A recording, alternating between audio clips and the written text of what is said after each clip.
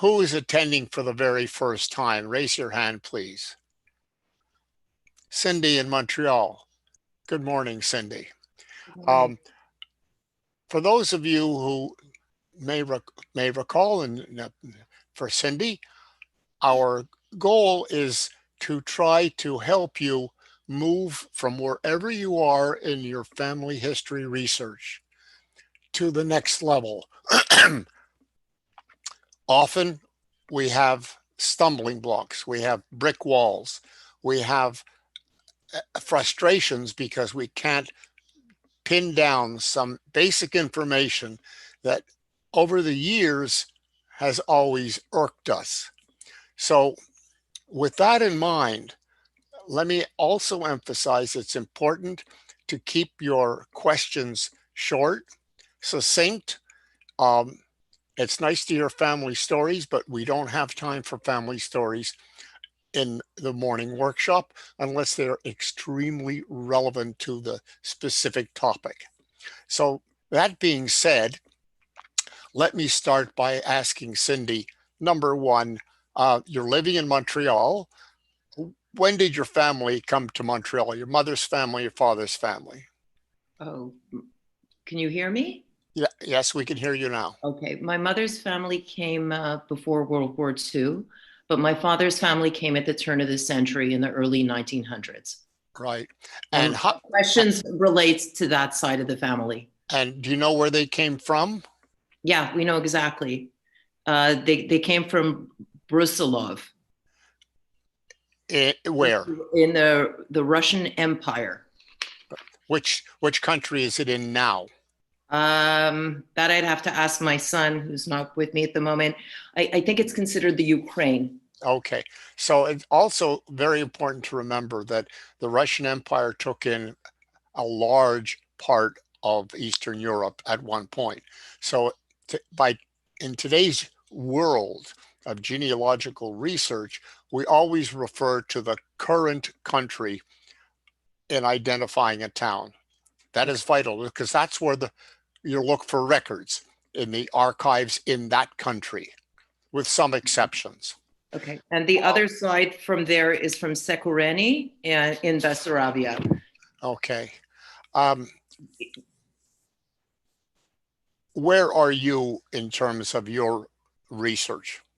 We've gone quite far back. We found my great-grandfather. Well, on one side, we have the wife and children's arrival in 1906, but we can't find my great-grandfather.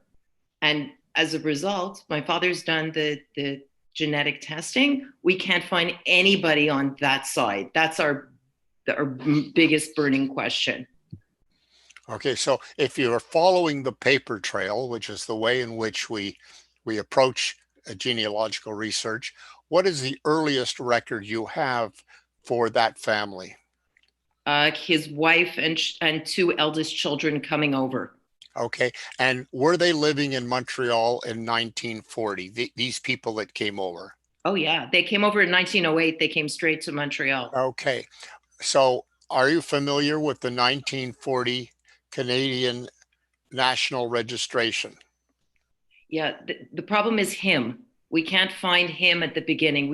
He seems to have not arrived in Canada. Oh, I see. That's the question. Okay, but you know where he came from. You know where the family lived. Yes, we know everything current. We don't know. We've lost him somewhere. Okay. So we don't know his siblings, except for his father's name from his gravestone. So that whole side of the family, we need to connect to them. The other ones we found back many, many generations. All right. So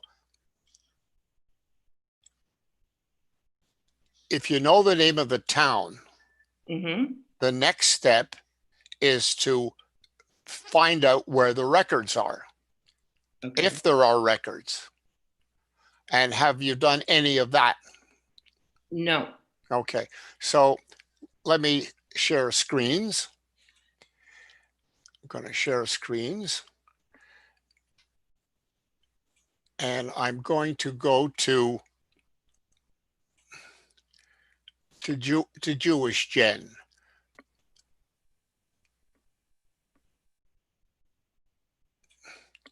and we go to Jewish Gen.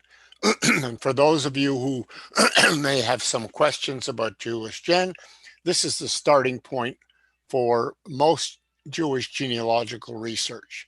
So we want to look at the hometown. And so how do you spell that town? Brusilov. Silov.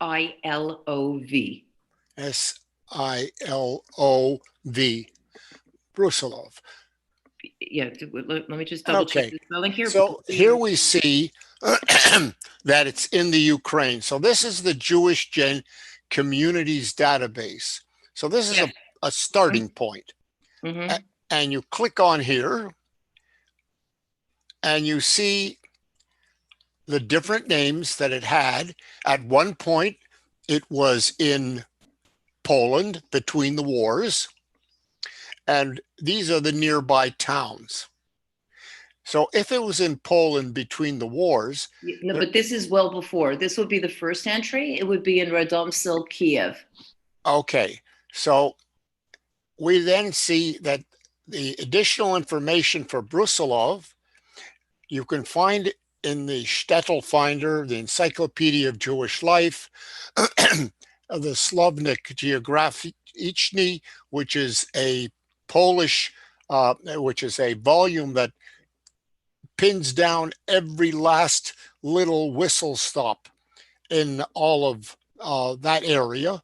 And then you'll have the Ukraine SIG. So this is the Ukraine Special Interest Group, part of Jewish Gen. And so towns and districts, alphabetical list of towns. And we look for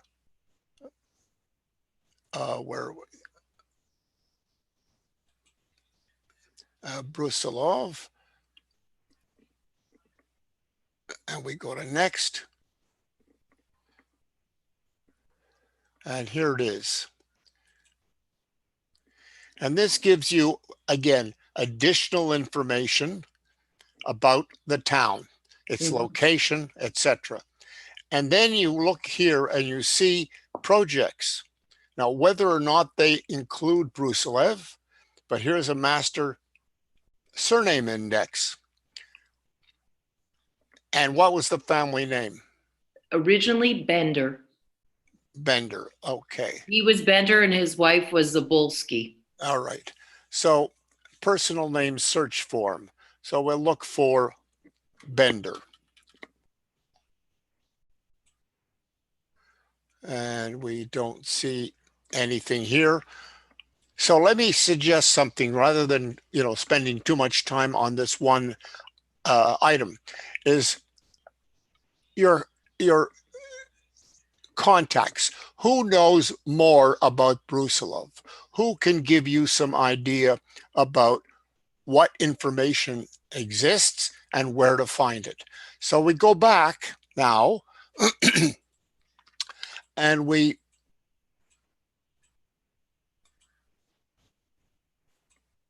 go back to Jewish Gen and we go to the family finder. Who else in the world is interested in Brusilov?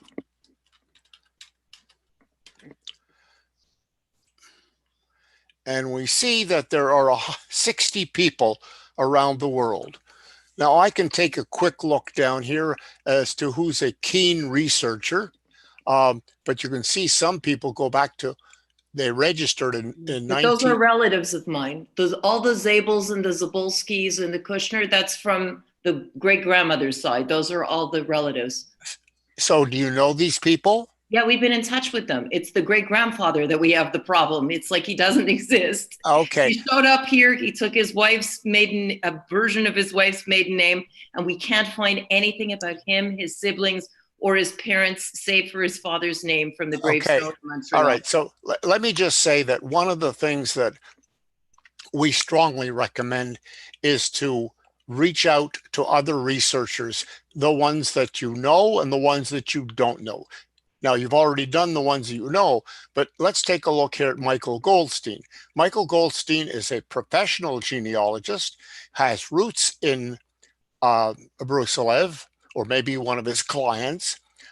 He is the former president of the Israeli Genealogical Society and former president of the International Association of Jewish Genealogical Societies. He was formerly the director of the YMHA in Montreal, and he is a dear friend of ours. So in order to get some insight into possible sources, it's important to reach out to those knowledgeable people. What do you know? Where can I find out more? Right. Now, how would I find, he came to Canada. He came to Canada. Yeah. He's buried here. But his wife and his children came to Canada. He came before them, and we can't find him under either last name. Okay, and hold on a second. You have his Motseva? Yeah, of course. Well, his father's name's on the Motseva. We have his father's name. That's all we got. But you have the father's name. Okay, Absolutely. So he disappeared. No, he didn't come here. Then he just appears here. We're trying to find his... No, hold on a second. I just want to make this clear. Finding the past arrival record is not always easy, but he's here. And so... Correct. But he changed his last name, and we can't find his siblings, that some of whom must have come to North America, and we can't find anything in the past either. Okay. Well, we can... So we'll reach out to Michael with this one. Yeah. And Michael might have some thoughts on that as well. He's knowledgeable about Montreal research as well. Okay. Perfect. All right. So let me go back to where I was. Stop sharing screens. All right. Next question. My next question is about another side of the family that also came here and passed away. And we're trying to find her... about her parents, if there was anything that we could find out. Okay, so and again, I don't want to get bogged down too much with so we'll do the same thing then, obviously. Yes, but we also there is a database of burials. Do you know where? Yeah, no, we have all that. It's my great grandmother. I remember her. Yes. Okay, so just going back to the 1940 national registration.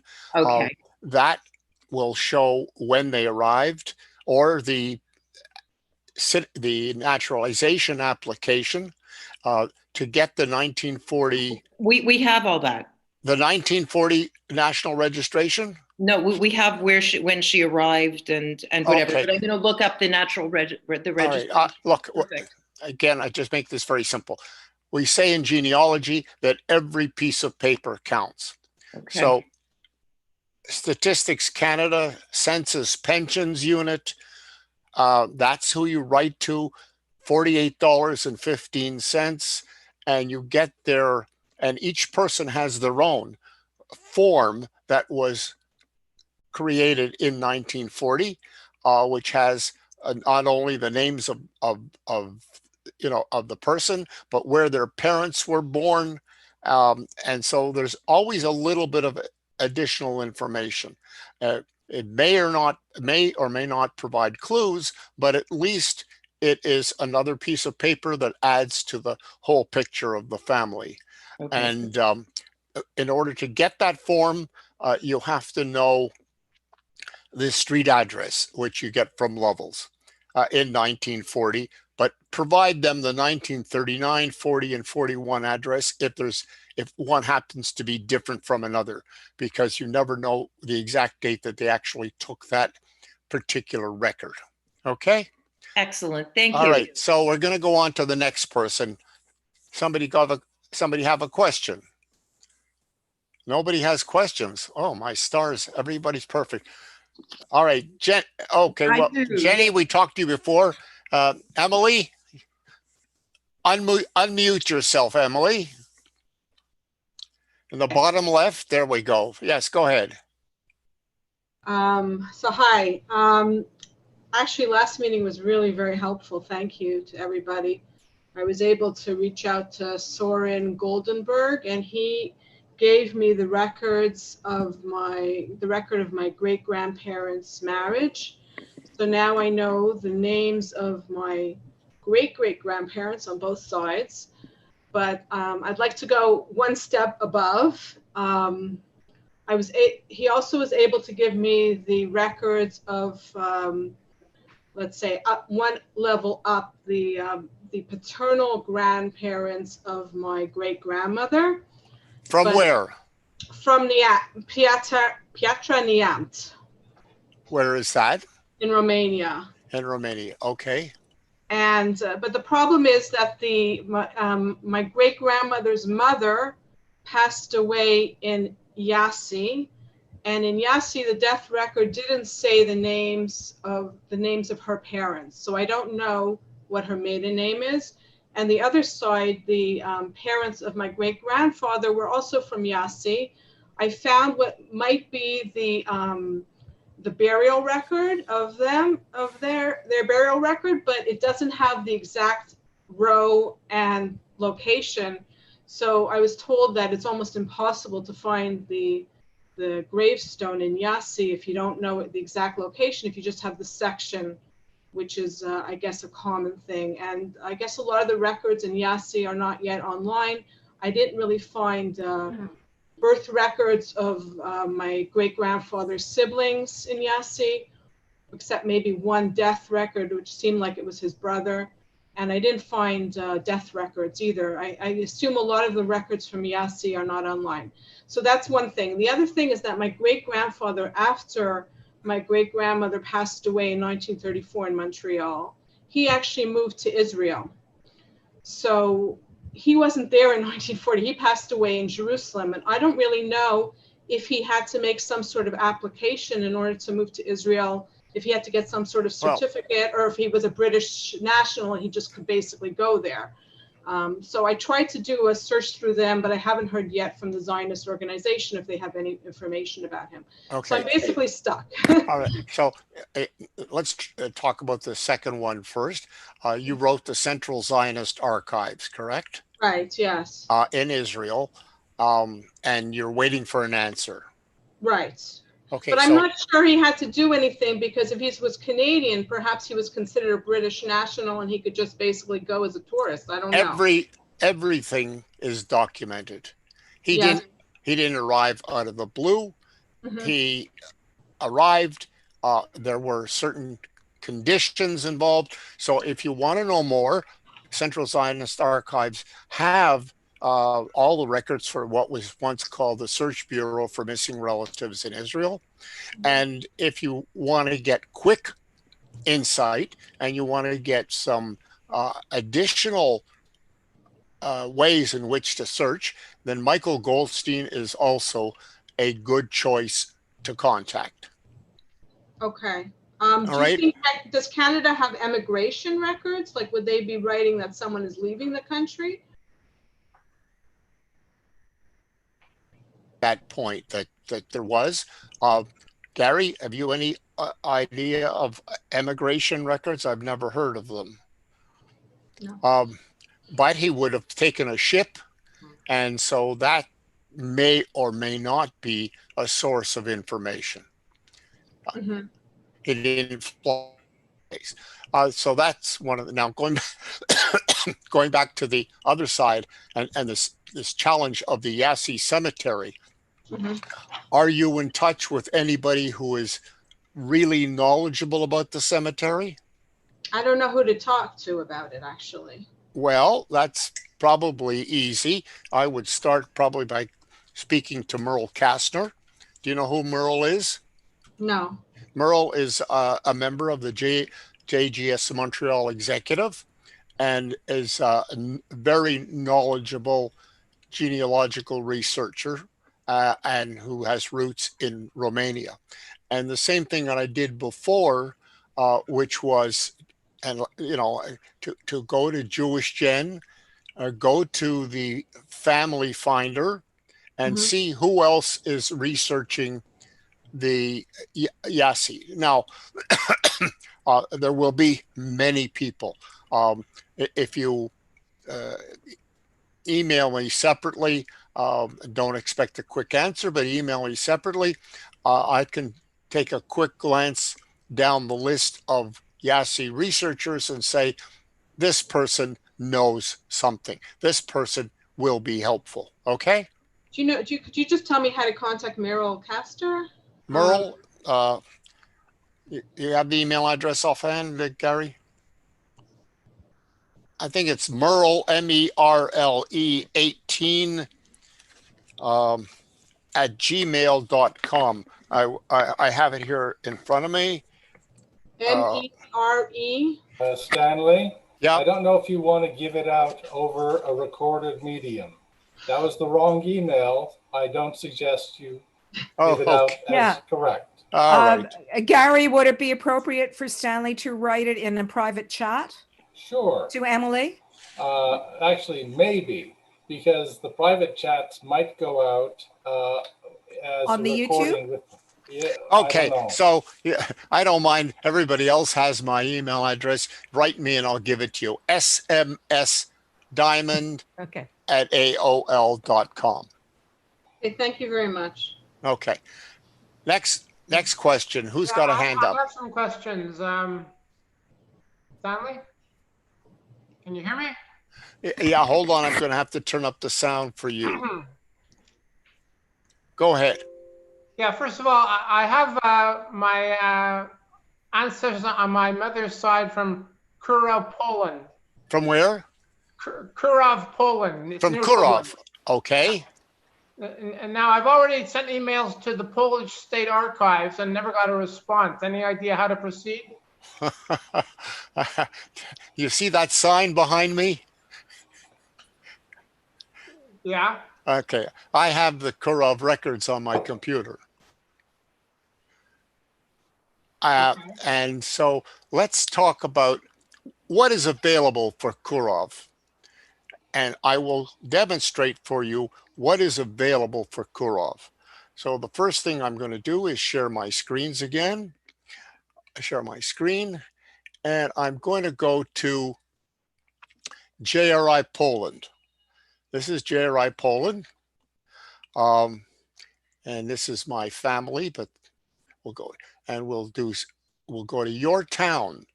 And in your case, the town is Kirov, which I think is in the Lublin gubernia, if I remember correctly. Yes, that's correct. And so we see Kirov. And you'll notice that there's archive coordinator for the Lublin area and the Kirov town leader. That's Robin Magid in Berkeley, California, who not only is an outstanding researcher and so familiar, she's a member of the JRI Poland board, and she's also a key member of our development team. And you will see that all these records have survived 1828 to 1911. Archive number 35 is Lublin. Fond 1751 is the identification of the Jewish books in Kirov. And you'll see here also that if you go to our database, it says funded. Now this is the basic indexing that's been funded. So let's take a look at the search system. We go to search, and what is the family name that you're looking for in Kirov? I think it's SZABMACHER. Schumacher. S-Z-A-B, oh, Schabmacher. Okay. I think that's how they spell it in the records, I believe. It's Okay, different ways, but I think that's what shows up. And here we go, 149 records from Lublin. The name appears in Konskovola, which is probably nearby, and Kirov. And the records we have online are from 1810 to 1847 in this batch. And here is all the list of them. Then you've got the later records, 1862 to 1908. Now you'll notice that all the additional information does not appear. That is, all you've got here are the basic indices. So there's a lot more to learn. So and then you can look down here. You can see there's many entries as to which one happens to be your family. Yes, I already picked out 3, and that's what I sent to the Polish State Archives to get the actual records. All right. So now you want the records. And then in order to get the records, we have to look at the we have to look at the Polish State Archives website. And that is Szukiw Archiwa. You could just put in Google Polish State Archives. And so here is their home. This is their old homepage. I find it easier. So we want vital records, and we're going to put in Kirov. And we're going to search. And we see here all sorts of results, 57, but we only want Jewish records. And so we go down to denomination, and we put the Polish name for religion of Jews, which is Moshe Zevov. And now we refine it, and we see that there are 4 entries. There are death records, Zagoni. There are birth records, Eugenia. And we have the marriage records. And then we have another batch of death records. So we want to know the marriage records, because I think my grandparents, great-grandparents were married in 1875, I believe. Okay, well, hold on a second. What you want to know is, are there scans? Are the actual records online? And the Lublin archivist promised us in 2015 that all the records in the archives would be online by the end of the year, and we're still waiting. So let's keep our fingers crossed. So we've clicked on the records, and we go to the collection. This is what we want to see about the collection. And here's the collection of what's available, the Jewish records. And then we want to see which series. And you'll see here, it says books, Kashengi, origin, births, marriages, and deaths. And there are 51 books from 1828 to 1915. And there are some scans. So we want to see those scans. And those scans, unfortunately, so we're only looking at 15 results. Now we want to look at all the results. And as you can see, they don't have scans later than 1847. Now, that does not mean they don't have them. It means that they're not yet online. But I'm going to check on the new site as well. But let me just show everybody what this looks like. So here there's digital copies, and you'll see something here very interesting. So we want to see again 100, and this book looks like it's in trouble. Okay, so I'm clicking on here just to show you something.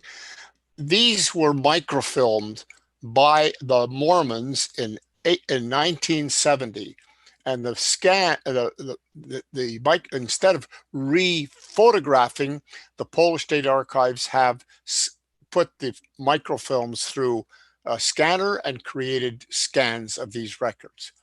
And so I don't know what this, oh, it looks like the top of, oh my God. It looks like it burned or something. Very sad. So that happens to be just 1826. So if we go back and let's take a look at whether other years were affected.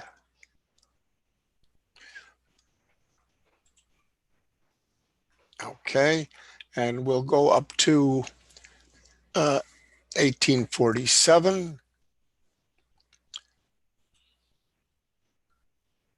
Oh my stars. Huh. Yeah, it's sad. But you still might be able to figure out what this is. So these are, let's say, birth records, and this is Act 29, this is Act 30. So you know this is Act 28. So that tells you something. Now, in terms of whether the other images are going to go online soon, I can't give you the immediate answer, except that I'm going to check just in case they are showing up in the new website. And let me go to the new website. What do you mean by the new website? They've got a new website running parallel with the old one, and unfortunately, it's not as easy to navigate, at least not for me. So we're going to look at Kirov. I'm spelling it without the accent over the O, but that'll, so, and here's all the various options. So we want to look at Pragyad, which is vital records. And we want to look at, again, the Jewish ones. And we're going to, and we see here probably the same 4 listed. Yeah, as before. And you'll notice something very important, that they have the death records to 1932. They have the birth records only to 1913, and they have the marriage records to 1914. The reason is that Polish privacy does not allow access to records online less than 100 years old.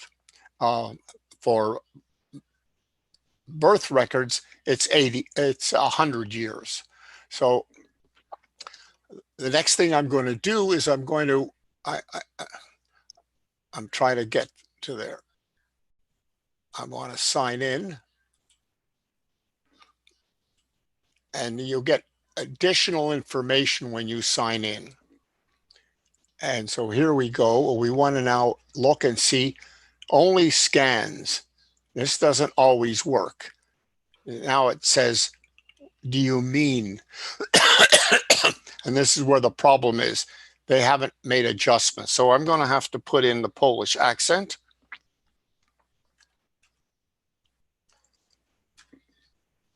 And see what happens now. Okay, so here we go. And we'll try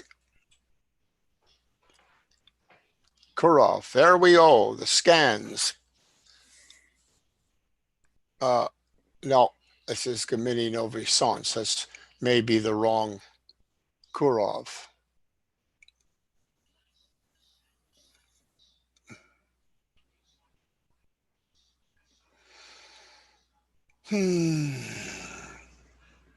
I don't know what's going on here. Anyway, it looks like I'm striking out. I probably should be looking at the branch in, and it doesn't show more values. I'm going to go to now, let's try Lublin and see whether that makes a difference.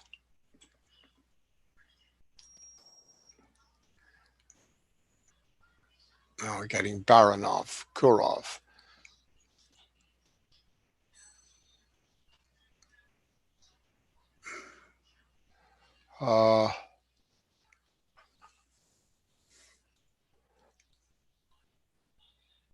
No. Okay, I don't want to spend too much more time on this. Like I said, I find this new site a little harder to navigate, although the new site is being updated and the old site's not being updated. So that's what creates the problem. Okay, so if you want more... For some reason why I can't get a response from them when I email them? Yeah, how long ago did you write? Well, the first time was in January, and then I sent a second one a few weeks ago. Okay, so unfortunately, that happens to be a problem with some of the branches of the Polish State Archives. And that's one of the reasons why Director Dimmel of the Lublin Archives is so anxious to get all the scans online, so he doesn't you know, no one's hucking them in China to get records. I mean it. If you think about it, how many people around the world have roots in Lublin? Not only the Polish genealogists around the world, but the Jewish ones. So that is a little bit of a problem. He tries. I know that because I've spoken to him in the past, but there are limitations. And now with the virus, of course, they've been operating on with a skeleton staff just to have warm bodies in the archives for urgent matters, but they are not servicing the public. However, that being said, if you write me, I will give you the name of a researcher in Lublin who can actually visit or has contacts within the archives and can get some answers for you. And his name is Tadeusz, and write me and I will give you his email address. He's a professional. He charges, but he charges very reasonably. Okay. Okay, good, thanks. Next question. Nobody has any questions. Everybody's finished their genealogy research. Somebody raise your hand. Okay, Gail in Toronto, formerly from Montreal. Unmute yourself, Gail, please. Okay, hi, thanks. Hi. Dzień dobry. Dzień dobry. That's good day in Polish. Okay, I'm learning how to pronounce some of those sites that I go to. I love that you're saying it in Polish. Just some general kind of access questions. I have a cousin of my grandmother was buried in Montreal, and I'm trying to get some of the detailed information, and she wasn't buried through paperments. She wasn't buried by paperments. No. Do you know where the grave is? I do. I have access to the grave. I have the picture. Okay. And what I'm just trying to get is maybe any additional information that might have been shared. When did she die? She died in, I'm getting it. She died in 1997. 1997. So was she very religious? No. Okay. So maybe she was, Gary, do you remember the years? Where's Gary? He's gone. Okay. There was a period of time when another funeral home started up in Montreal, but they thought because Paperman's charges an arm and a leg, as we say, that they could make a killing by making reasonable rates. Unfortunately, it didn't work out.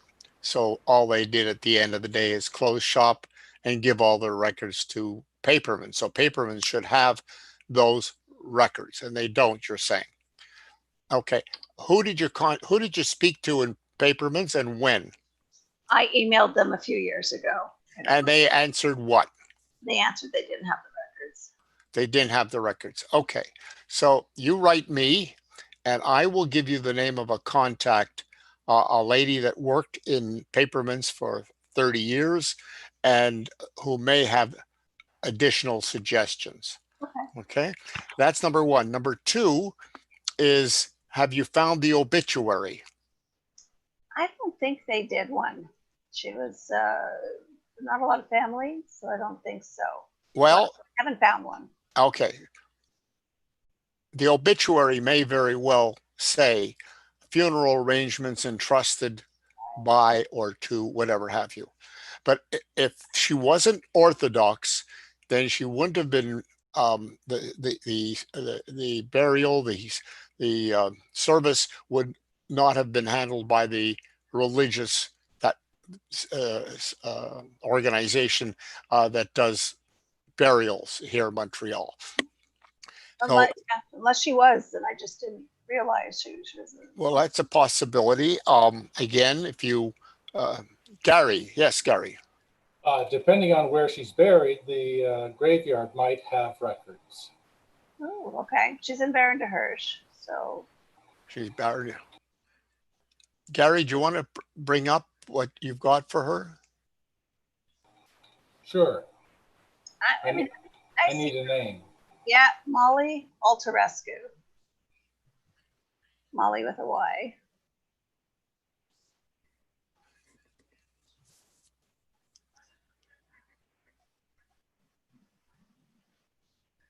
She's in D.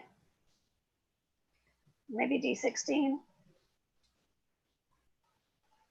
For those of you who are not aware, Gary has photographed about 50,000 gravestones in Montreal and remembers every one in his head. That's right. Okay. Yeah, we do have her. She's not yet in Joburg, but I have her. Okay, you want to share the screen? Sure. Share screen. Okay. The bottom right, you have to click a second time. There we Okay, go. so I think, yes, I'm sharing. Okay. Okay, so there she is on road D. So I'm going to have to look for her in a special place. Let me take a look in my private stash.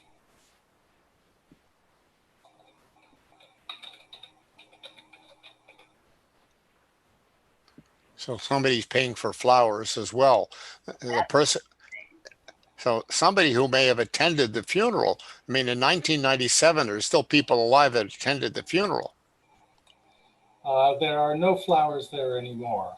No So flowers. you should see her now. Yep. Okay. And we can try to research her and look for her, let's see, deaths. Look for her in the Montreal Gazette. I'm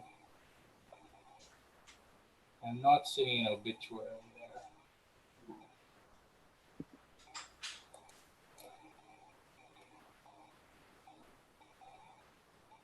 Okay. What I did see there is maybe her husband's brother's obituary. Maybe it would have something. I can look. Maybe the one at the bottom, Emile, is mentioned. Yeah, it mentions the late Emile. Yeah. But that's from 2012. It's not a lot of information. Okay. We can also look in Genealogy Quebec. So Altarescu is a married name. Yeah.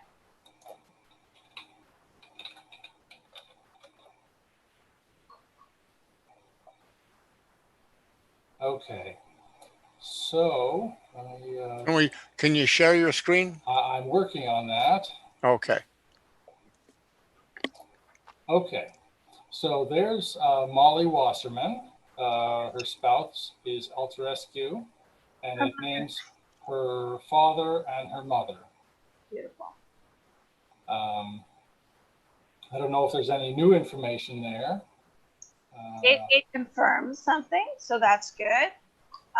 And it tells me that I wasn't sure she was a Bloom or a Wasserman, which way it went. So I think she was a Wasserman, so that helps me as well.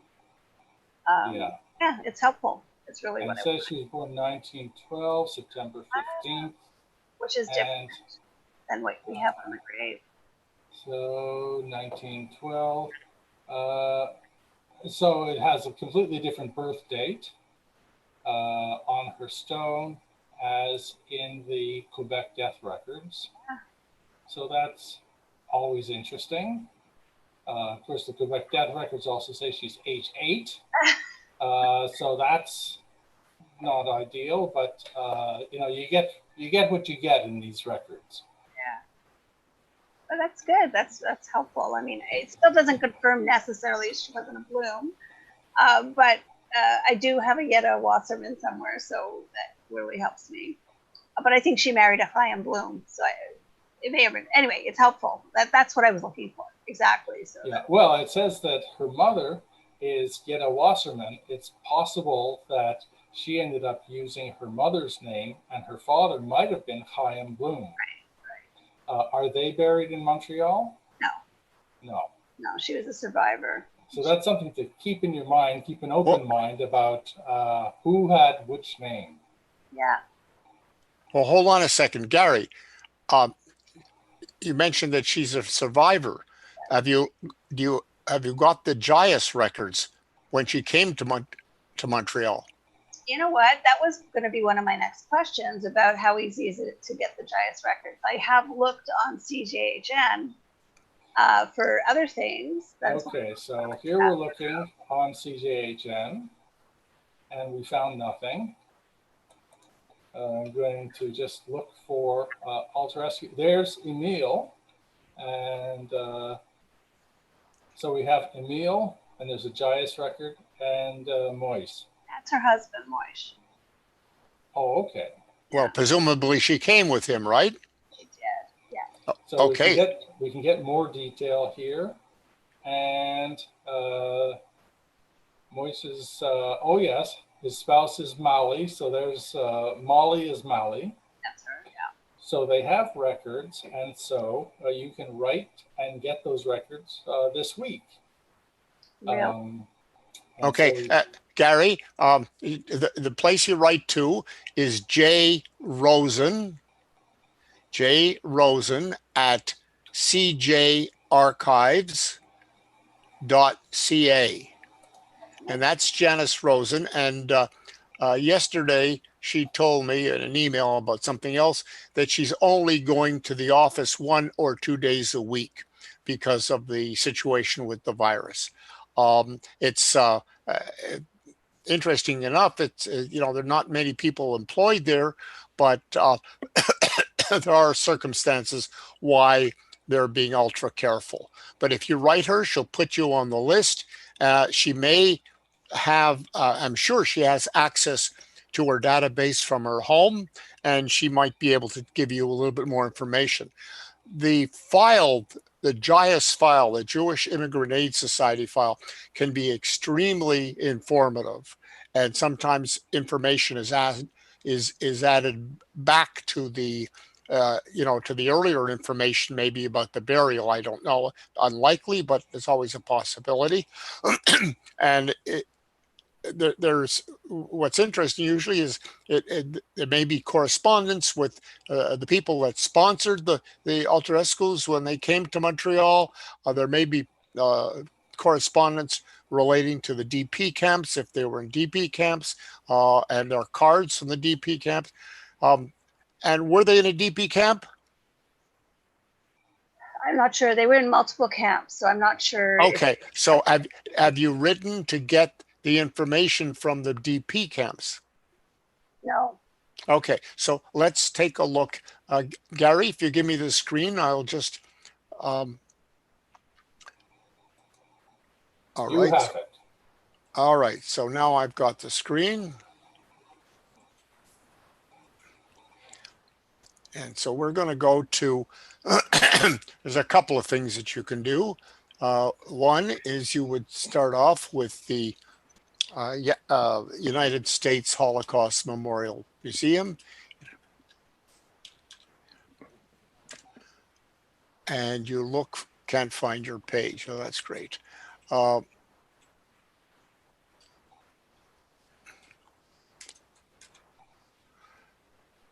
Okay. And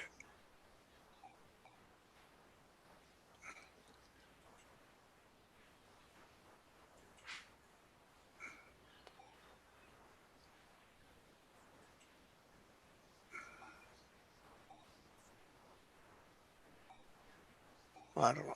We're going to do it a little differently. Survivors and victims. That's what we want.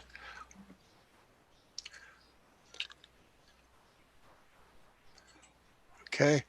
And spell it for me again. So she would be Molly, M-A-L-I. No, forget about it. Just Alter Rescue. A-L-T-E-R. A-L. T like Tom. E-R. Yeah. And E-S-C-U. Okay, so we're going to do a broad research first, and we're going to do see what we've got here. And there's 65 matches, and we've got Paul, Sylvia, Mosan. Her husband was who again? Moshe, some variation of that. Morris. Born 1896 by any chance? No, that wouldn't be it. They're from Chernovitz. So Sternati, it'll show up. Okay. Marcus. There she Mal- is. There she is. And so you can request digitized copy of the original documents by submitting the document requisition form. And like I said, if you're interested in family history, getting these documents is very, very important. Fantastic. Okay. And you can do the same thing in the Arelson database. These records are from Arelson, the Arelson Archives, which used to be the Red Cross International Tracing Service. And so you can search there. You could also search on Yad Vashem. Have you searched on Yad Vashem? I don't know if I searched for her. Okay, so let's take a look at Yad Vashem, the Yad Vashem database, and see if there's a page of testimony. Right. Unfortunately, this site is always a little slow. Okay. And here we're going to put in alter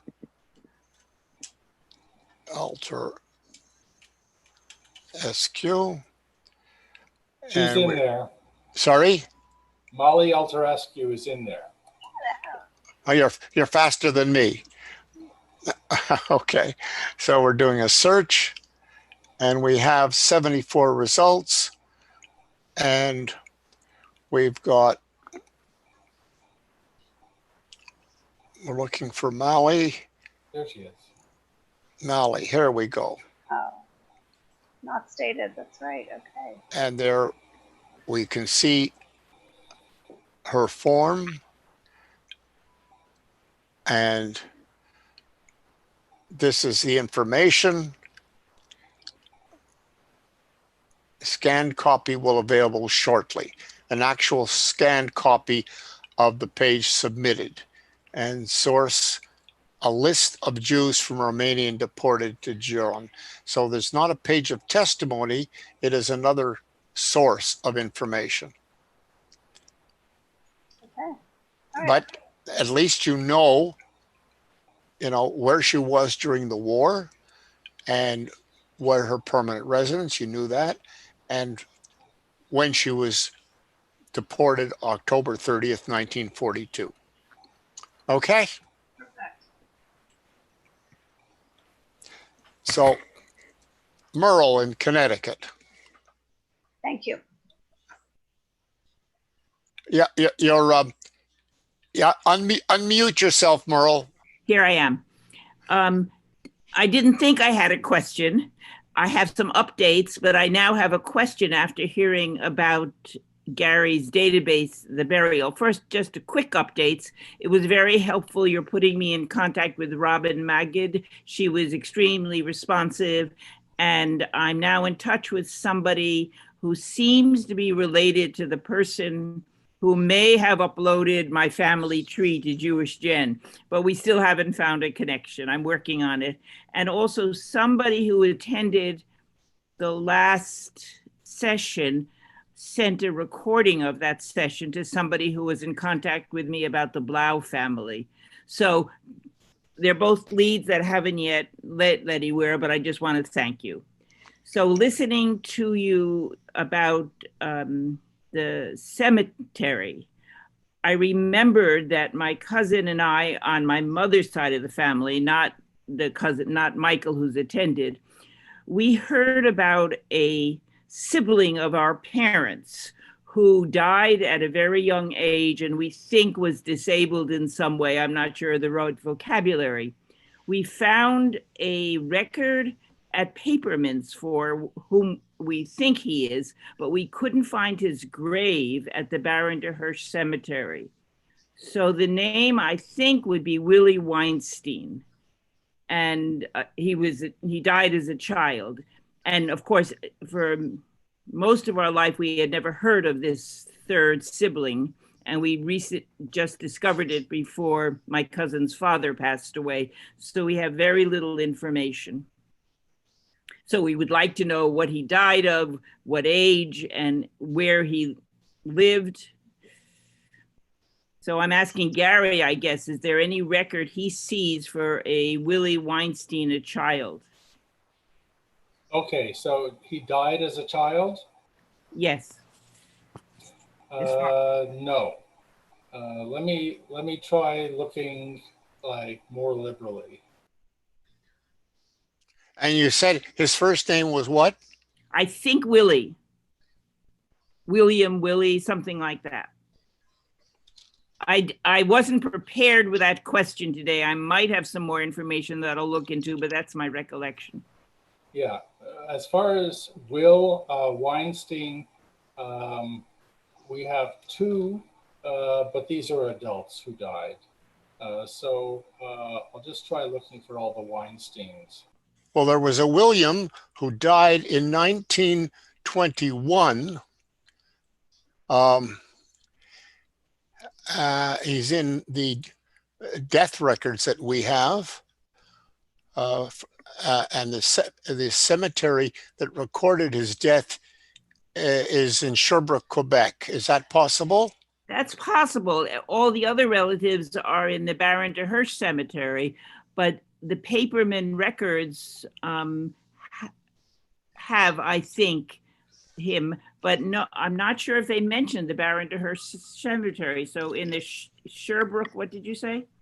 In the Sherbrooke Cemetery. Sherbrooke. His birth was registered in Sherbrooke, and his death is registered in Sherbrooke, 1921. What's the birth? The date, you mean? Yes. I would have to go online. Okay, the age is just 6 days. 6 days. 6 days. I think he lived longer than that, but that's the one I'm thinking of. Huh. The father is Michael Weinstein. The mother is Charlotte Robbins. That does not sound like my family. Okay, so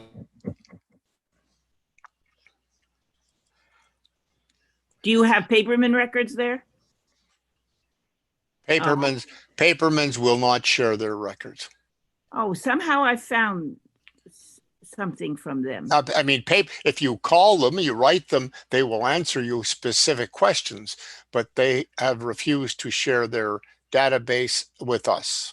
I see. Somehow I knew that they took care of the burial, but but they didn't have more information. No, they only started keeping detailed information in recent years since the computerization of records was possible. So up until that point, they have bare minimum information. 1921 could be a death year. In other words, my uncle, who would have been his brother, was born in 1910, and I think he must have been born a few years after that. And then I sense he lived maybe 5-6 years. He might have been in an institution. That's what we sense, my cousin and I. And I don't know what institution or where. He might have had cerebral palsy is somehow our sense. And that he wasn't living at home.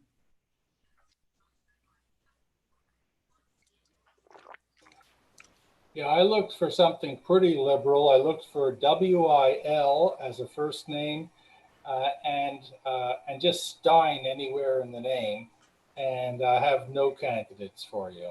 Okay, well, I tried. Thank you.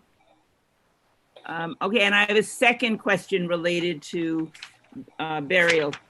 I did find, and this is something actually a help with Gail Harris, my great-grandparents on my father's side, and the tombstone of my great-grandmother, who was Sarah, and her maiden name was Michaelovich, and her last name was Lobel, L-O-B-E-L. On the gravestone, it says something about her sister and my grandmother wishing her well, or I don't remember the exact wording, but I'm curious to know if any more about the sister. I don't know anything about the siblings and if they were in Montreal, and whether the graves near their gravestones, there might be some other gravestones of that family.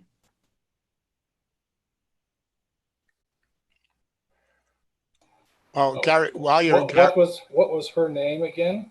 The last name was Lobel, Lobel. Her maiden name was, What was her first name? the way I have it here, it was Sarah or Effie. She died in 1932, I think, in Montreal, and was born in Romania. Okay, so she, okay, she's there. So I can look at a list of burials in that same section. And in that same section, there's Coleman, Lobel, Lottie, and Sarah. Coleman and Lottie. Could you tell me again, or maybe put it in the chat, the other Lobels that are there? Sure. Let's take a look. Okay, so. What's her first name again? Sarah or Effie?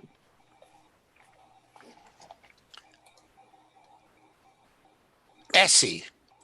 Or maybe it's Essie. Yeah, there's no Essie. It's just No. Sarah, and her father is Moshe.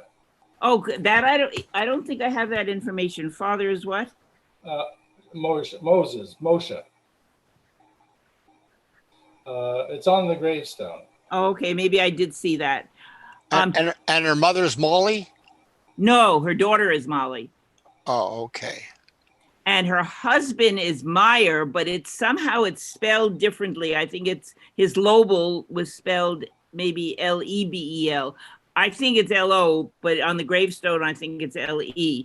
And it wasn't right next to hers, from what I could tell when I found both their gravestones. No, there's only there's a woman next to her, and her stone has fallen down, but Sarah is okay.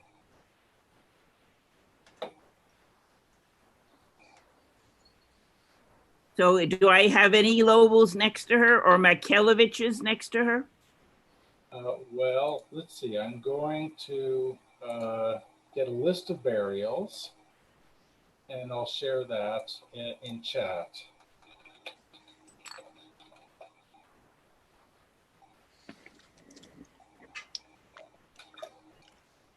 Okay, all I have to do is find chat. There we go.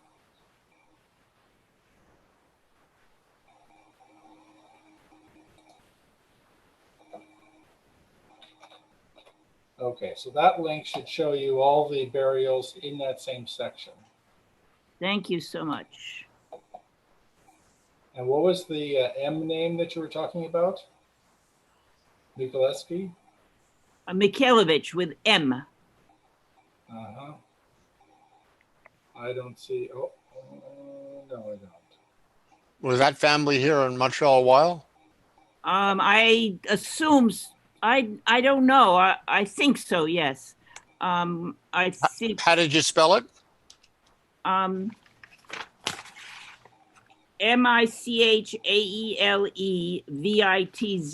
No, actually, that's her maiden name. So maybe I'd have to find them in Romania. But I know that's her maiden name, and so I don't know anything about that. So I'm just trying to. I never heard of any aunts or uncles that my father would have. Well, yeah, this would have been a great. But I was intrigued by the fact that her gravestone says something about a sister. Gary, can you see that? Let's see. Yes, it says our beloved mother and sister. That's exactly what I mean. So it's from my grandmother, Molly, and I guess Molly's aunt. So I don't know who that sister is. Well, It's she's the sister, so it might be a brother. Oh, I never thought about that. Wait a second. Oh, okay. Could be a brother or a sister. You're right. Couldn't it be a sister also?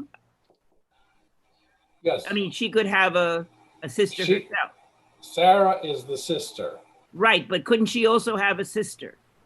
Yes, she's the sister of a human, Right, and that could be male or female. right, So exactly. it could be that So has she could have a brother or a sister. sister, but some sibling I don't know about. Good, Right. yeah.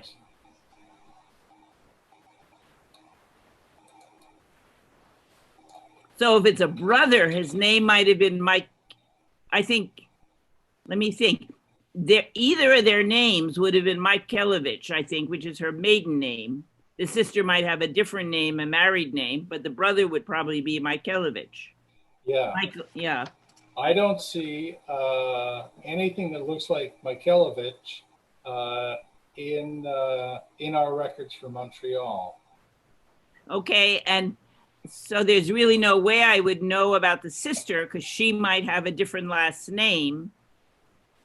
And the brother you don't see in Mikhailovich, but it means that they're probably in Montreal.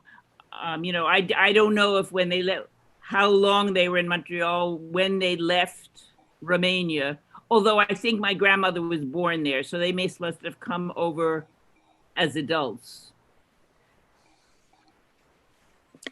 So my grandmother is Molly Lobel Blau, their daughter.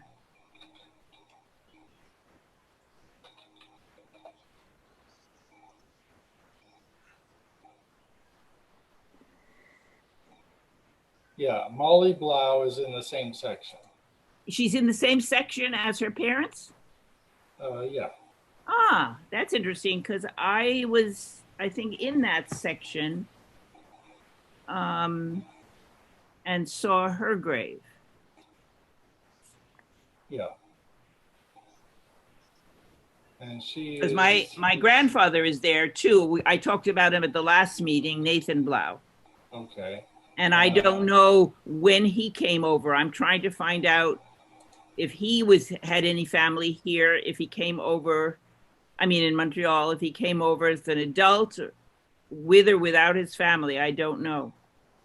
So Molly Blau died in 1946, is that? Yes, that makes sense. Okay, and she is next to Joseph Blau.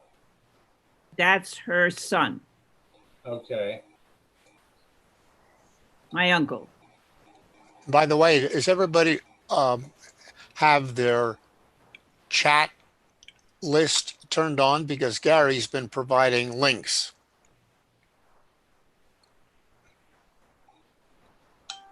At the bottom, you can see chat.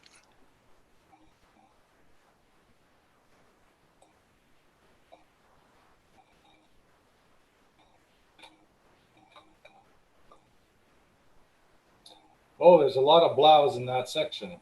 Yes, Two, I have visited there. Right. There's And 9. I think, excuse me? There are 9. Right, I think I know them all, my uncles and their wives. And there was 2 children, their brothers, my father's brothers, who died at a young age, but they're in a children's section. But I think I found their graves. Is one Moses, who died Yes. at age 8 in 1918? Yes, and the other I think is Harry. Okay, I see Harry. Harry and Moses. Oh, it's a very faded stone. I don't have an age for Harry, but he's in there. Right, it's so strange. They were twins, I think, but one died as an infant and one died, I think, about 8 years later. And I don't know of what. Well, I don't think the cause of death appears in the death records Right. at any point. But I find it strange that 2 twins died several years, quite a few years apart. Well, that would be more usual than them dying at the same time. So Moses died, he could have died as the Spanish flu. It's 1918. Excuse me? He could have died of Spanish flu. Ah, what year was that? 1918, September Yeah. 19. Ah, that's right. No. And I think that might have been the second wave. Thank you.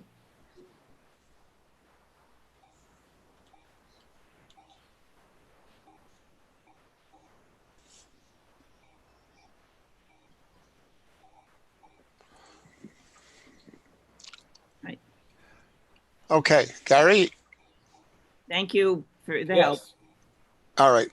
So next question from somebody else have a question. If nobody has a question, Vicky, unmute yourself. I was not planning to ask a question, but since there's Well, space, okay. What I'm going to do, by the way, I'm going to show something in a minute, but you go ahead. okay. I mean, I do have lots of questions, of course. We all do. This one is a general thing, but I'll give you a specific example of people who come to England or North America and change their surnames, and it's very hard to find the original surname. This is in the 19th century.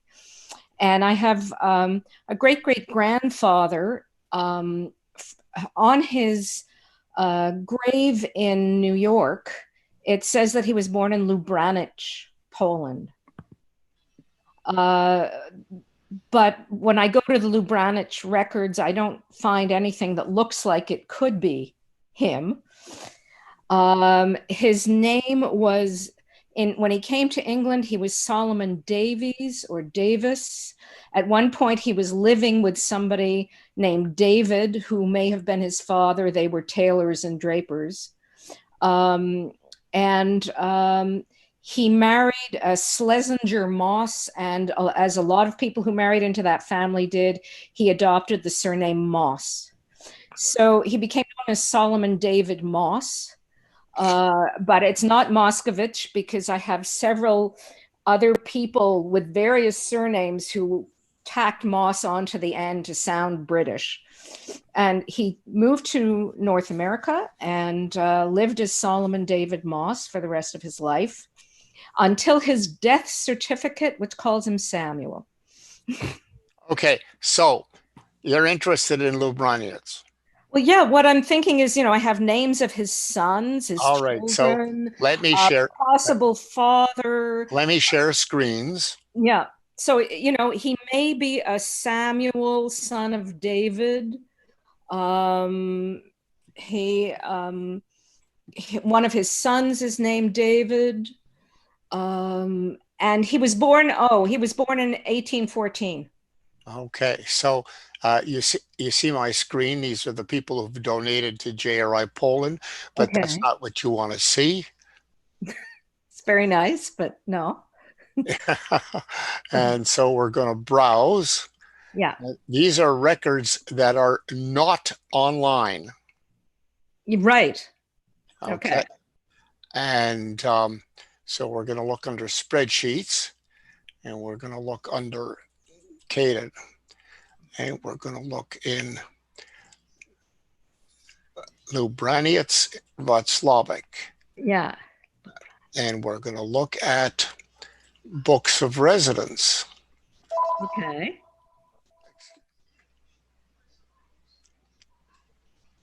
Excuse me just a sec. Sure. Yeah. So we're going to look here.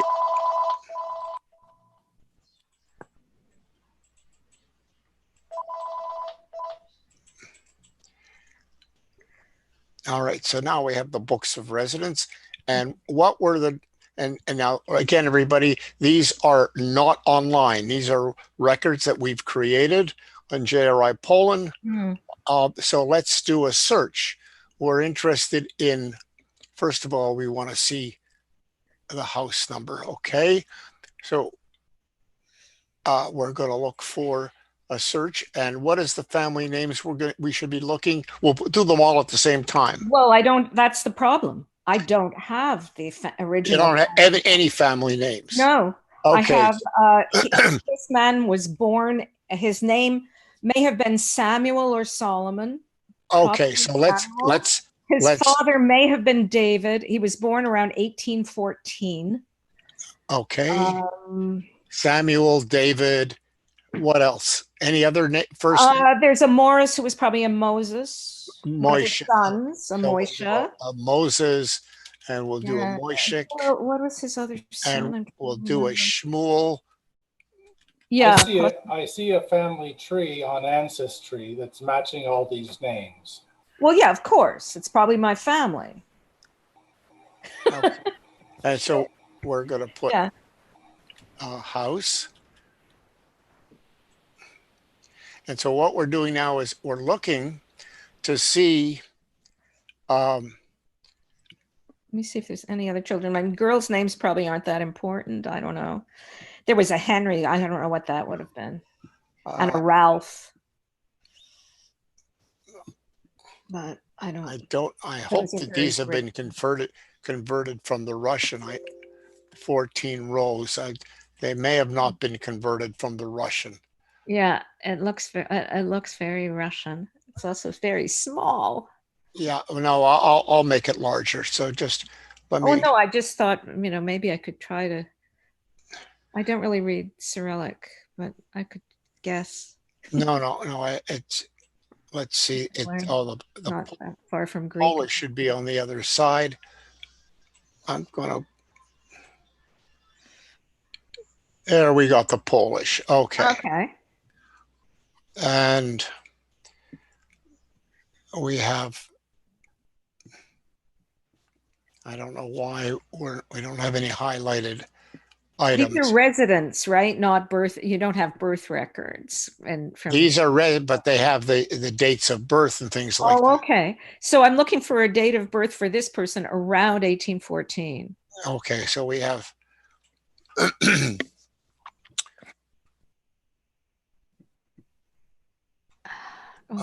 Fast. So we've got a lot of different people here. Okay, so what I'm going to do is you'll contact me. I don't want to keep right. Yeah, and I will send you what we have that can give you some indication. Oh, okay? Sure, that's great. That's more than I could find online, obviously on JRI. Yeah, and I must say, this is one of the big problems that we face with JRI Poland, and that is when we don't have data online, people aren't aware of it, and that's going to be corrected with the new website and data management system that we're building. Okay, thank you, Stan. All right. You never should. It's always important to ask questions, and since you know me reasonably well, Vicky, I ask. I have a lot more, but not right now. We'll start with that. Somebody else has a question. I saw a hand up. Yeah, Merle again in Connecticut. Right. Just a quick follow up. Actually, I can't see the videos. Can you see me and hear me? Yep. Okay. One, is there any way I could look up institutions? I told you that this Willie Weinstein we thought might have been in an institution. Yep. What you want to do, if you want to know about the institutions that handicapped or whatever, write to Janice Rosen at the Canadian Jewish Archives. Janice Rosen. Yeah, it's J Rosen at cjarchives.ca. And that is the Canadian what? That's Canadian Jewish Archives. Right, but you said, okay, and just ask her generally about that. Okay. Yeah, tell her, briefly, bullet points.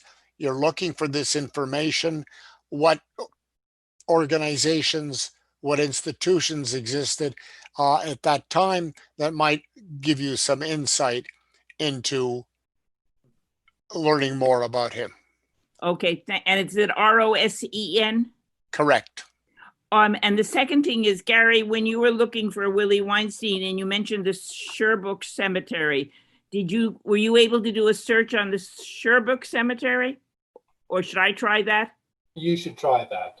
Okay, I didn't know if you had. Thank you. the Ancestry.com, if you're a member of the library, you can get remote access to Ancestry.com at this time. If you're a member of the Jewish Public Library in Montreal, or you can post a message on our mailing list, whatever, and you can actually see the record on Ancestry.com. Okay. Oh, yeah, okay. I'll look for that. Thank you.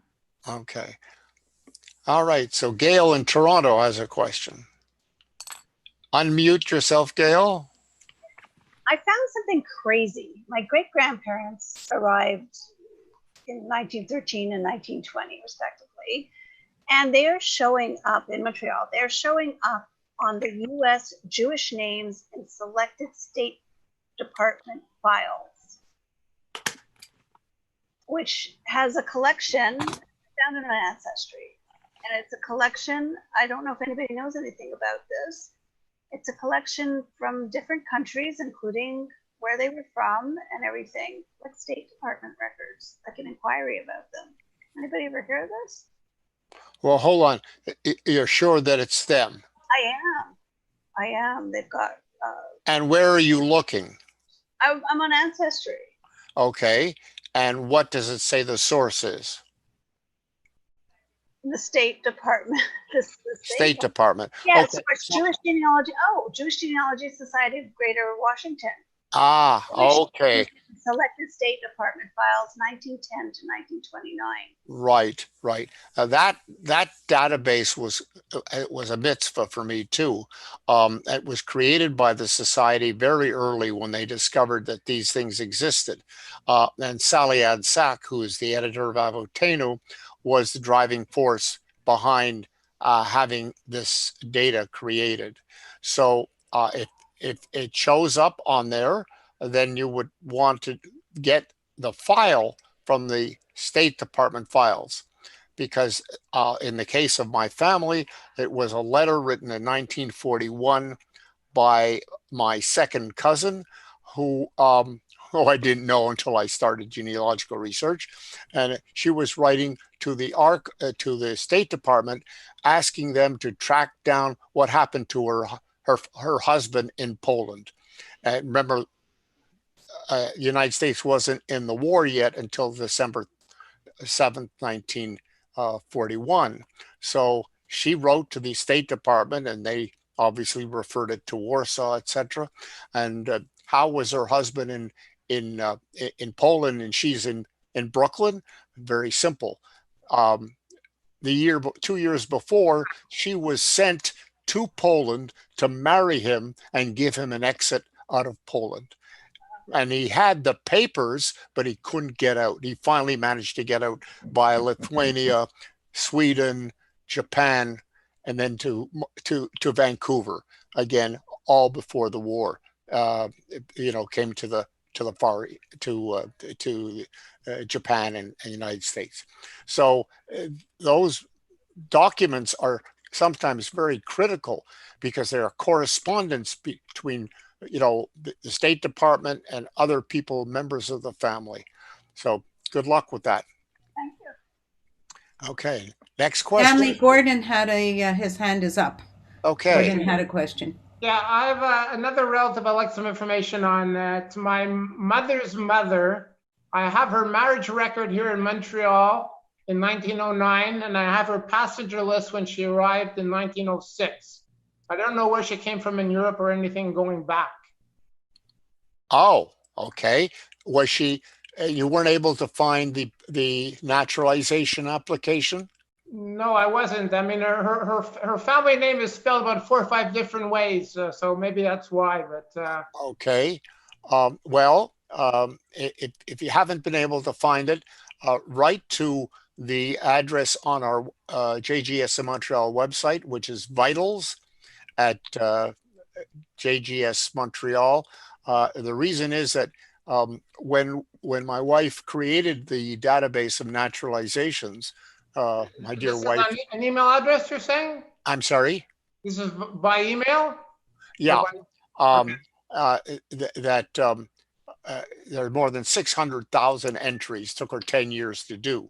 And we have the Excel file, which can be searched in very creative ways in order to ferret out that information. Okay. Okay, so what's the address again? It's Well, look on our, Gary, do you remember the address off? It's vitals at jgs-montreal.org. okay. And the second thing is the 1940 Canadian national registration. Was she alive in 1940? Yes. Okay, so that can be a dynamite source of information as well. It sometimes conflicts with the naturalization, which is available for $5. Just remember when you're writing for the Canadian, the registration, 1940 national registration, that every person over 16, alien or citizen, had to register. So, excuse Sorry, me. there's one database or two. It's Canadian National Registration.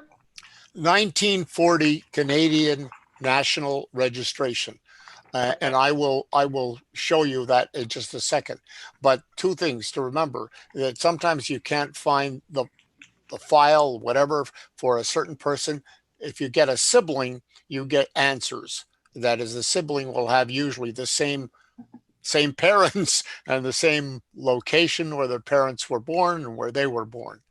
Okay, so let me just share screens again, and we're going to go to and we're going to go to 1940 Canadian national registration. So you see it, folks? All right, so here's the searches. Now, this is the first thing that you want to see, and that is what's included. So let me put that in the chat window. I've got to go back to the chat window. I'll do that later. And you'll see name, address, date of birth, marital status, dependents, place and birth of individual and his or her parents, year of entry into Canada, and here's the form. And because it's hard to read, they actually type up all the information into this when they send you the form. Okay. And then if you want to see how you get it, this is the order form right here. Okay. And I'm going to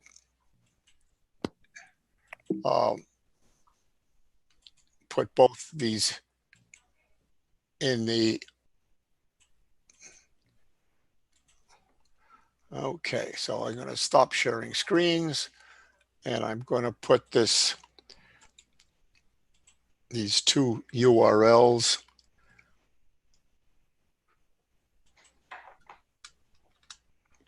Stanley, while you're pasting those, I will say that getting the 1940 national registration is pretty easy if you just email to their email address, and using their online forms is a waste of time.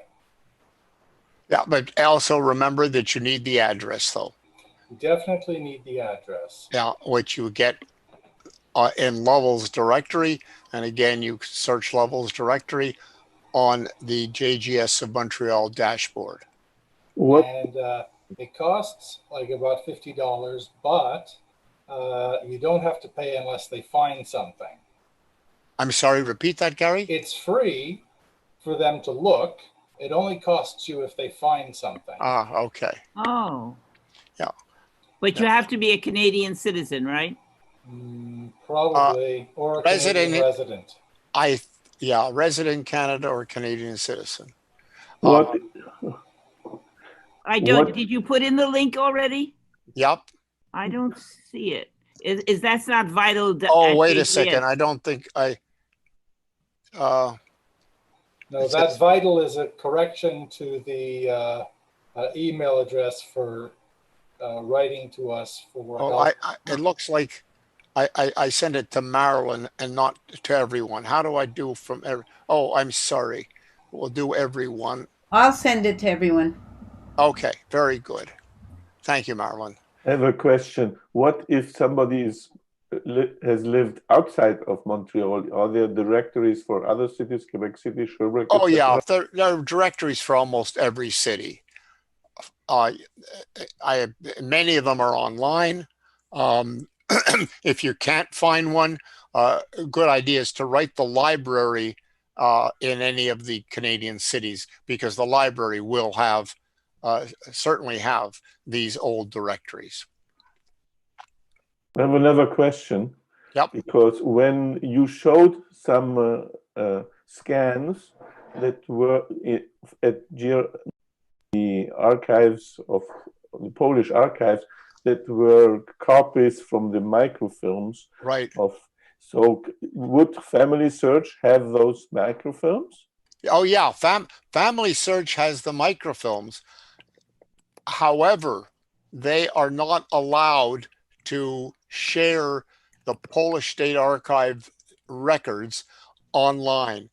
They are only available at the Family Search Library in Salt Lake City, or the Family Search centers around the world. So in Montreal, there's one in La Salle, there's one on Delorme, and that's where you'd have to go. Even the Jewish Public Library, which has an arrangement, which is what's called an affiliated library for the Mormon records, they are not allowed either to display the Polish records.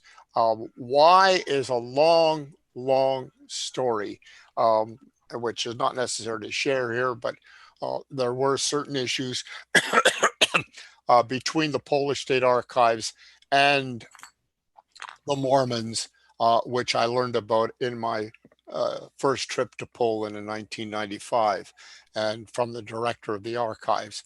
But it was something that was set off the record, and I never share it. So that's, like I said, there's a historical reason for it. They certainly have been trying to resolve it over the years, but the important point is that the Mormons, that the Polish State Archives ultimately will have all those records from Poland live on the Polish State Archives website. So it really is a redundancy to be able to search on Family Search. And of course, our long run mission is to link our search results with each one of those records online, which we've already done for about 2 million. But are these places open now? No. Because of the no, virus. you can go on the Family Search website and look for, but there are phone numbers for the Montreal branches, the Montreal search centers, and you can call and find out what their plans are.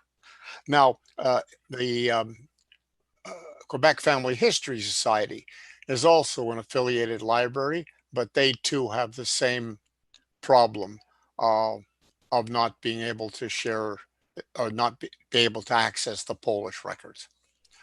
Next question. Okay, so let me ask everybody a question. Just raise your hands if you have software on your computer to enter your family tree information. No, well, there's 2, 3 people. Okay, so the rest of you presumably are entering it into a online database. I have software. Yeah, go ahead, Darlene. No, I'm on Mac and I use Reunion. Yeah, okay. So, excuse me. In case you're not, I use a very old program, which is I find useful for my purposes. I don't have time to deep dive into all the different permutations and combinations. I will share my screen and Okay, and I'm going to access my other computer. Old desk. So now we're looking at my old computer. And so here is, let's say I'm looking for my family. We'll start off with my daughter. My grandchildren will go to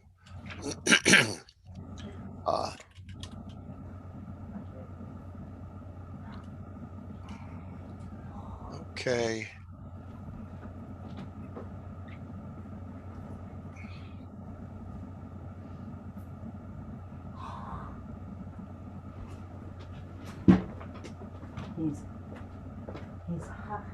So we'll close my board. And we'll go to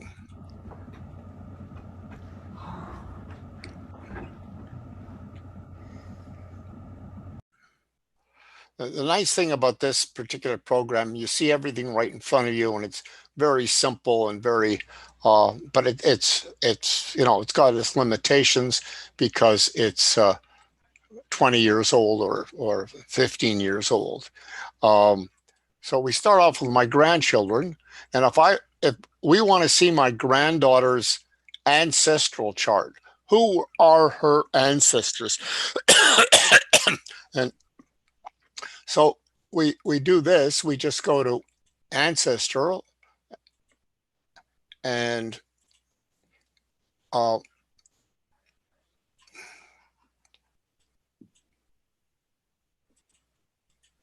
you can see all the ancestors going back to the early 1700s. And on both sides of her family, because my wife has done the genealogy way back. So that's, one of the important things. Now, if we want to see another view, you can obviously show a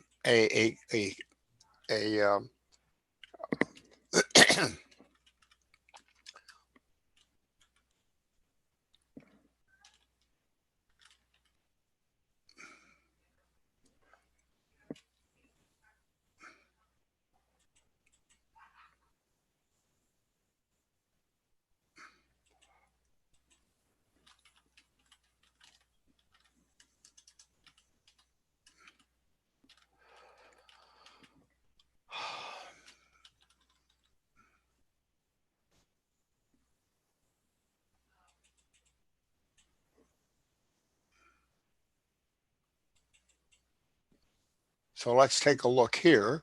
And this is my ancestral tree on my father's side, his mother's family.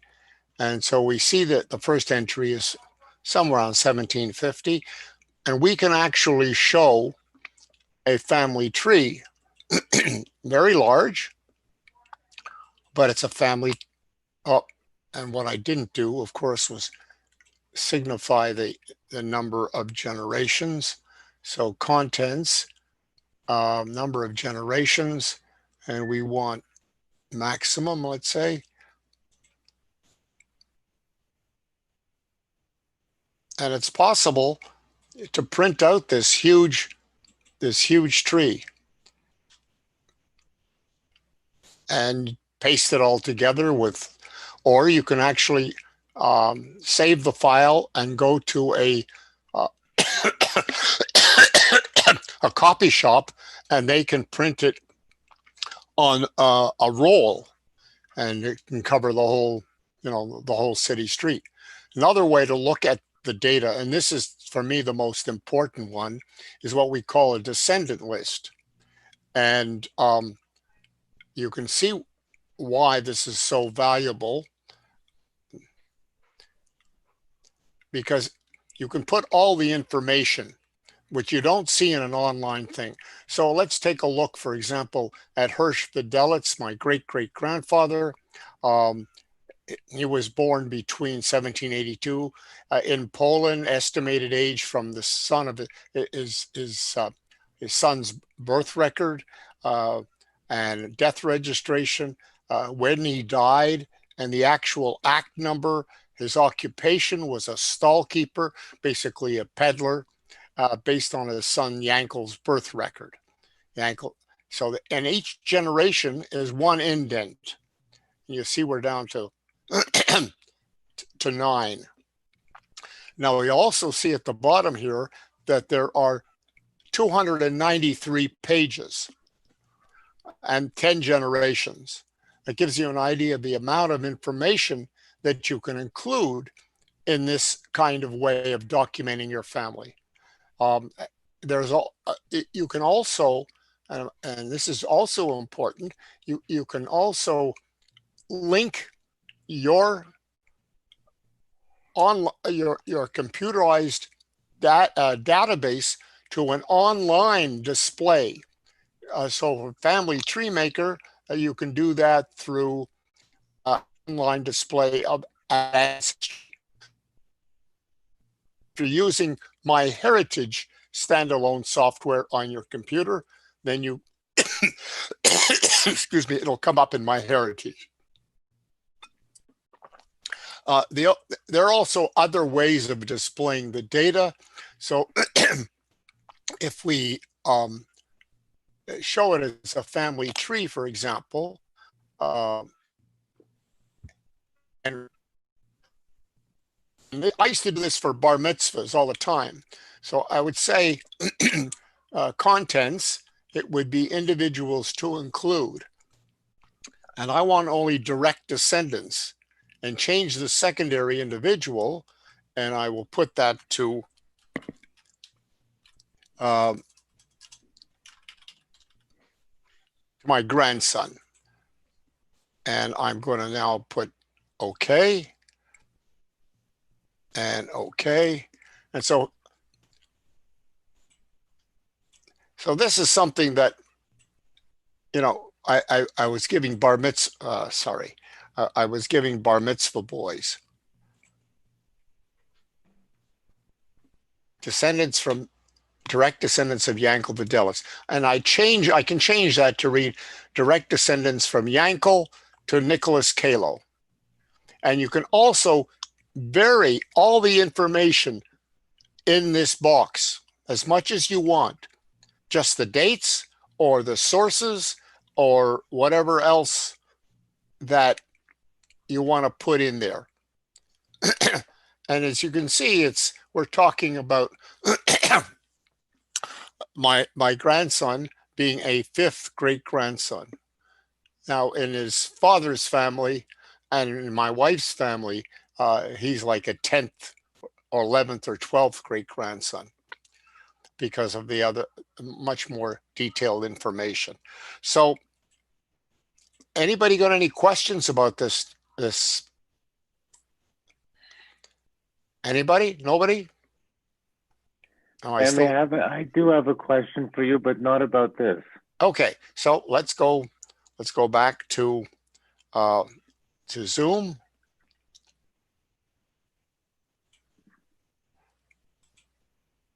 And we'll go back to, all right, so I'm not sharing screens anymore. Yeah, go ahead. Hi, Stanley. Well, but I don't know if you want to do this after or now.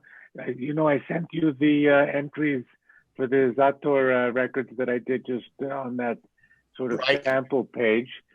You had sent me by WeTransfer some of the records, but those seem to be only the indexes. I don't have, if I want to continue now on the entries, I don't have the actual book.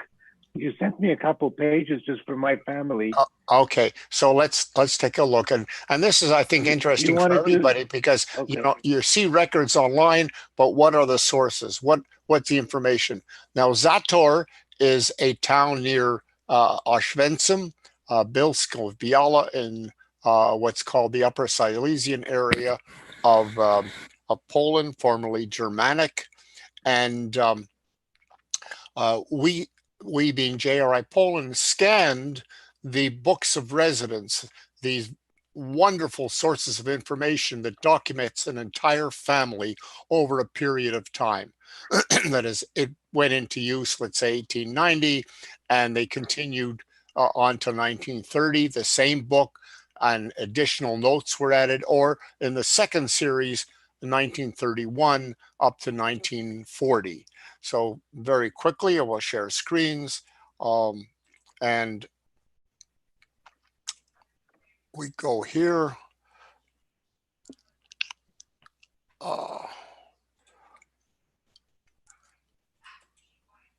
And we go to the Bielsko-Biala archives, and here are the books of residence, the index volume and the actual books. And you've got the census as well. Yeah, so I think you only sent me the index volumes. Yeah, I know. Okay, so, Okay. and then you have the vital, and you have the census records here. So let's go back to the 1870 census, and you will see some information as, so let's just make this a little larger. And you'll have Hirsch, Matzner, Beryl Hirsch Matzner, his wife Sarah, born 1818, 1826. You have the whole family, the ganze Mishpacha in one page. And it goes back to 1818. And it looks like he was a professor of some sort. Well, no, his profession was picarge. He was a baker. So that just gives you, one idea. Now, if you go more modern, you want to know about the people that you knew or your parents of the people in your family. So we're looking at the books of residence from 1931 to 1940. And let's bring up this one here. And this is an interesting one because it also shows you something. So, this is a non-Jewish family. This is Pototsky. This guy Pototsky, they called him Graf Pototsky. He was I don't know what exactly, but the patriarch of the entire region. When I was in Zator, I actually visited the castle that these guys owned. Wow. In that town. Well, okay, so let me just show you. So you've got his name, the family name, his given name, his parents, his date of birth, his religion, and he's the son, Zorati. And then on the other side, you have when he came to that particular town, 1919, and when he left in 1932. Now, when he left also, maybe because he died, that line through it indicates that the person is no longer living in that town. So you can see what kind of a treasure this can be for. And this book is mixed between Jewish and non-Jewish residents. Yes, unlike the vital records were kept on a religious basis, on a denominational basis, these were kept as a. Let me just see if I can bring these up in a different way. Open. This is the book of residence. So in theory, to look for your family, you need to look for the street, the Jewish quarter, for example. That's right. You often see that. And now here's another thing that's very important about these books. If you look here at the top, you will actually see the street. So this is Krakowska and number 16. So it tells you exactly where they were living. And if you go, just as an example, number 16 Krakowska, and we go to Google Maps, and we put in here 16 Krakowska.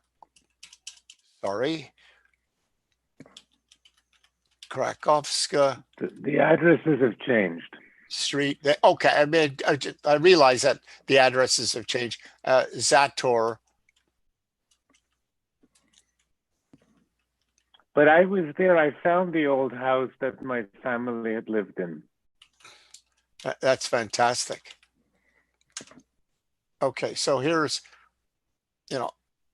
so we'll put that. No, Scandinavian. go to maps. Go up to maps. Yeah. Okay, so this just gives you the town.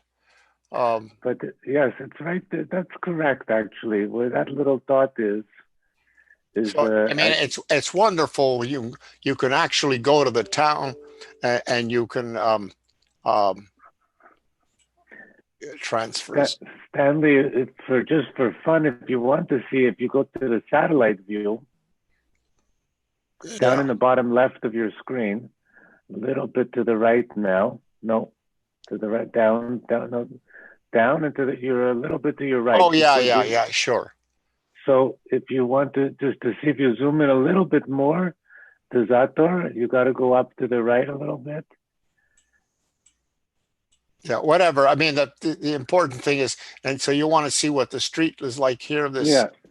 You just you go here, and sometimes it works, sometimes it doesn't. And it's actually interesting. I used that before I went to Poland.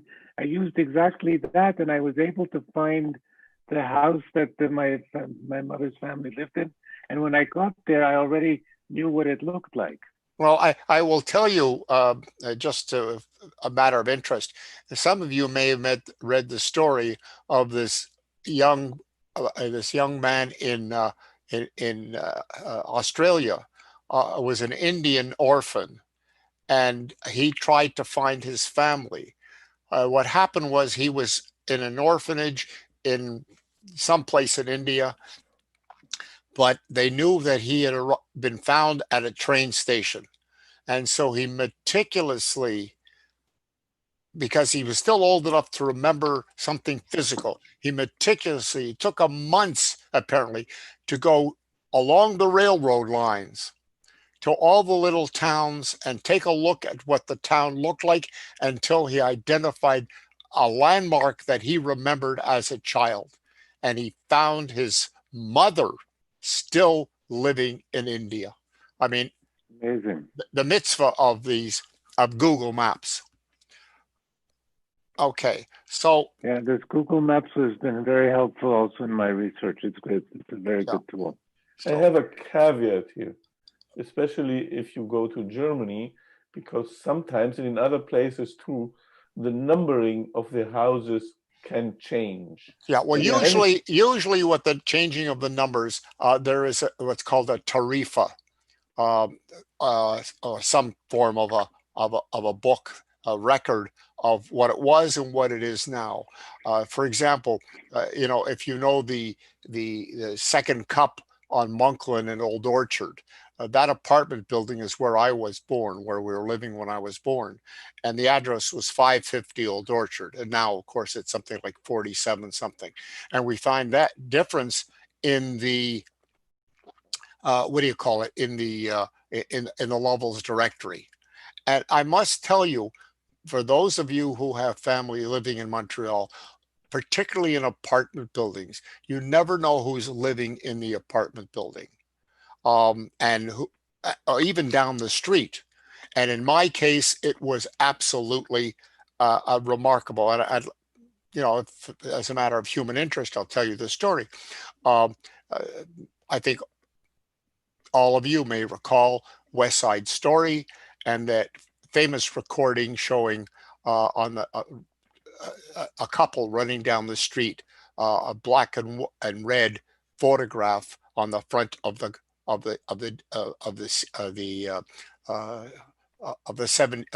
33, and it's Carol Lawrence and Larry Kurt. If you go to 1933, when I was born, and we go to that 550 Old Orchard, we see that Joe Kurt is listed. Larry, Larry's my cousin. So they lived in the same apartment building, which was a real revelation. In addition, I discovered J.H. Goldsmith. And you may remember him as the financial editor of the Montreal Star years ago. And his son and I have been friends since we were in public school. So it adds a dimension to your family history research to look at where your family lived year by year. And I have done that for many branches of my family. Where did my grandfather live in New York before he came to Montreal? And all the different places where the family moved on Trolette Street originally, and then ultimately when they moved back to New York in 1925, and where he died in Far Rockaway, New York. So as I just simply said, it's another dimension. And I can tell you that years ago, when my sister was alive, we heard that our family home was up for sale on Wilson Avenue. And we, of course, moved when I was very young. I think I was 17. And so my sister and I ran down there for the garage sale, for the estate sale. And we walked in, and it was like going back in time. The people who owned it, two old spinsters, never changed a thing. And it was the memories that came back. I ran up to the bathroom. The bathroom was my place where I ran so my mother couldn't catch me with the broom. And you know, the size of the bathroom was a postage stamp.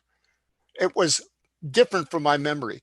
And then I called my friend Haskell Rose and I said, Haskell, you remember the long banister we used to slide down in the house? I said, it's only 6 feet long. And then what was a real surprise was I went to the basement, and the furnace was the original coal furnace that my father had arranged to put a oil burner into the furnace to convert to oil. It probably getting 5% efficiency. They never changed it. You could still see the welding on the door of the furnace. So like I said, it's just was a revelation. Sometimes, and you hear that all the time, people who go back to where the family lived in Europe, they want to go into the home. They want to see what it was like. And sometimes people are welcome, sometimes they're not. Any more questions, thoughts, suggestions? Stanley, can I just circle back to my question? So will you send me, other than the indexes, will you send me the records so that I could start entering them as I did? Yeah, on of the course. Okay, thank you. Of course. Yeah, send me an email to remind me though, Daniel, because, and by the way, I just want to mention, we are absolutely blessed by people like Daniel around the world who say, I want to index the records for my town and make them available to the entire world. That's what has been the lifeblood of JRI Poland from the beginning, either to do the data entry or to make donations to enable professionals, particularly when it comes to the Russian records, to do the work. So bless you, Daniel. Yasher Koach. You're welcome. And until... By the way, Stanley, on that note, very quickly, on JRI Poland, Zator is not listed as a town in the town. All right, I will explain that very quickly. The database on our website is generated from the Polish State Archives records of vital records. And so we can only manually add the records that are not vital records, Army draft lists, books of residence, etc. But we do have a page that talks about books of residence. And if Zator is not listed there, I will make sure that it's added because it's very recent that we acquired the data. However, you, Stanley. With the new website, we will have many different sources of information in the Polish archives, which we will be able to pull into our display. And each town page, a separate town page, like I showed you before for Kirov, will have all that kind of information. So anybody researching their family in Poland will be able to see at a glance all the different sources of possible information for their family. Okay. Any other questions? No questions. Okay. Everybody's way ahead of their research. Thank you all for attending. We hope we see you next time. Next time is going to be right at the beginning of July. We haven't decided yet whether or not we're going to have these sessions during the summer, but we're thinking that it might make sense because it doesn't mean schlepping out and it's very convenient. So if not, we'll be having our first one probably in September, and we'll see you then. Be well, everybody. Don't do anything stupid and don't expose yourself to the virus.